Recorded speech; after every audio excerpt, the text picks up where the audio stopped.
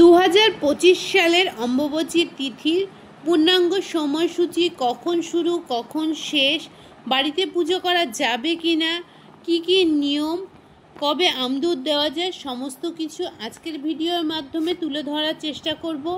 আশা করি আমার সব বন্ধুরা ভালো আছো আর আমরাও ভালো আছি। নতুন একটা ভিডিওতে সবাইকে স্বাগত জানাই।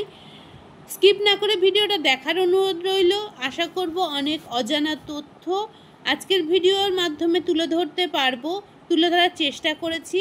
তো স্কিপ করলে কিন্তু অনেক কিছুই মিস করা যাবে। তো অম্বুবাচী কবে পালন করা হয়, কেন পালন করা হয়, কারা পালন করে, সব কিছু জানানোর আগে শতকোটি প্রণাম জানাই শ্রী শ্রী কামাখ্যা মায়ের চরণে।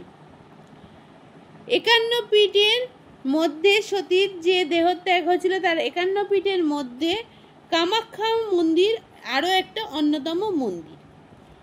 অসমের কামরূপে শ্রী শ্রী কামাখ্যা মায়ের মন্দির রয়েছে। সেখানে মহা ধুমধাম ও মহা মেলার আয়োজন করা হয়ে থাকে। এখানে প্রচুর ভক্তের ঢল নামে এই তিথিতে। তো এই উৎসব ও মেলা আরও কোথায় কোথায় পালন করা হয়, চলো এবার সেগুলো জেনে নেওয়া যাক। জলপাইগুড়ি জেলার কুমারগ্রাম থানার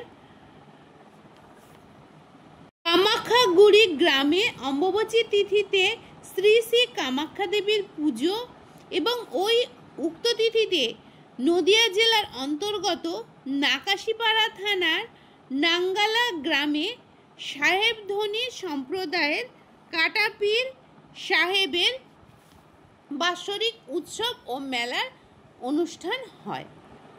হুগলি জেলার শেওড়াফুলি গ্রামের নিস্তারিণী মাতার মন্দিরেও অম্বুবাচীর পালন ও পুজো মেলা সমস্ত কিছু প্রচলন রয়েছে। হিন্দু শাস্ত্র মতে ও বেদের মতে ধরিত্রীকে পৃথিবীর মাতা হিসাবে ধরা হয়েছে। যুগেও পৃথিবীকে ধরিত্রী মাতা সম্বোধন করা হয়ে থাকে। ওই উৎসবের সঙ্গে নানান কাহিনী জড়িত রয়েছে। সেরকমই একটা গুরুত্বপূর্ণ উৎসব হলো অম্বুবাচী উৎসব। কেউ অম্বুবাচী আবার কেউ অম্বুবাচী বলে। আঞ্চলিক ভাষায় অম্বুবাচী বলা হয়ে থাকে। ভারতের একাধিক স্থানে রজ উৎসব নামেও পালন করা হয়ে থাকে। গ্রীষ্মের শেষে এবং বর্ষার শুরুতে এই উৎসব পালন করা হয়ে থাকে। যেহেতু গ্রীষ্মে মাটি পুরো শুকিয়ে থাকে, সেই সময় কিন্তু গাছপালা ভালো হয় না।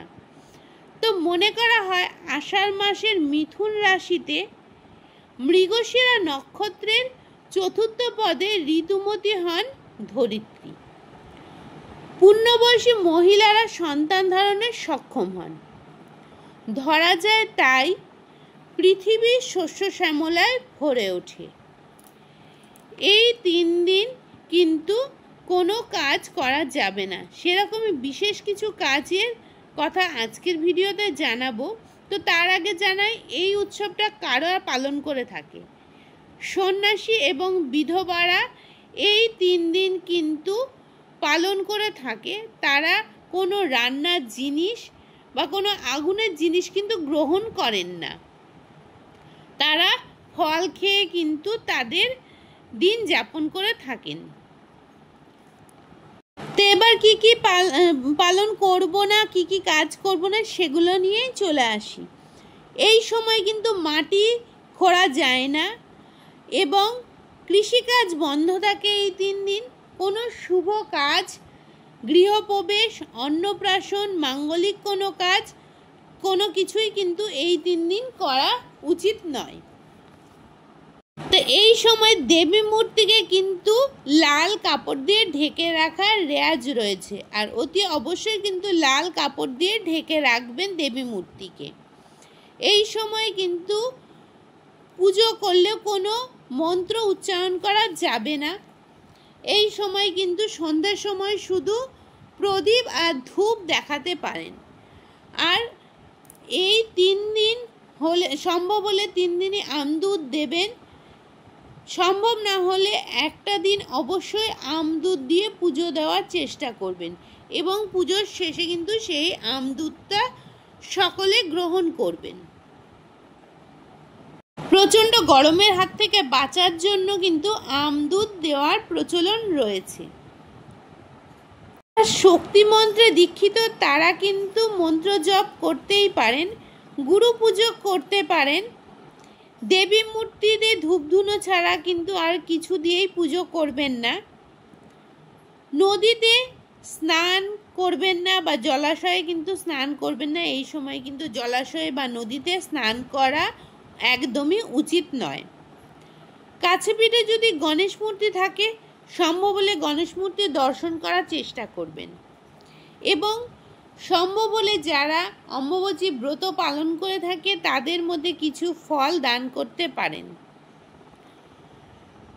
অম্বুবাচী নিমিত্ত হওয়ার পর দেবীকে পরিষ্কার করে লাল কাপড় খুলে দিয়ে তারপর দুধ গঙ্গা জল দিয়ে ধুয়ে তারপরে কিন্তু পুজো করা উচিত। তো এবার আসা যাক 2025 সালের কখন অম্বুবাচী শুরু এবং কখন শেষ।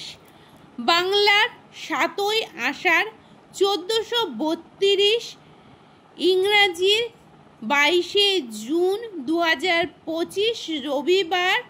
অম্বুবাচীর প্রবৃত্তি হচ্ছে দিবা 2:57 গতে এবং সমাপ্তি বা নিমিত্তি হচ্ছে বাংলার 10ই আষাঢ় 1432 সাল 25শে জুন বুধবার 2025 রাত্রি 3:21 গতে।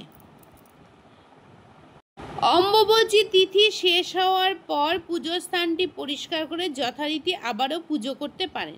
আজকের ভিডিওর মাধ্যমে তুলে ধরলাম কিভাবে, কবে, কখন অম্বুবাচী ব্রত পালন করবেন। আজকের ভিডিওটা এখানেই শেষ করছি। ভিডিওর কোনো অংশে যদি ভালো লেগে থাকে লাইক, শেয়ার, সাবস্ক্রাইব করে আমার চ্যানেলের সাথে জুড়ে যাবেন। আবারও দেখা হবে নতুন কোনো ভিডিওর সাথে। ততদিন সবাই ভালো থাকবেন, সুস্থ থাকবেন, সাবধানে থাকবেন আর পাশের বেল আইকনটা কিন্তু অল করতে একদম ভুলবেন না। চলুন টাটা।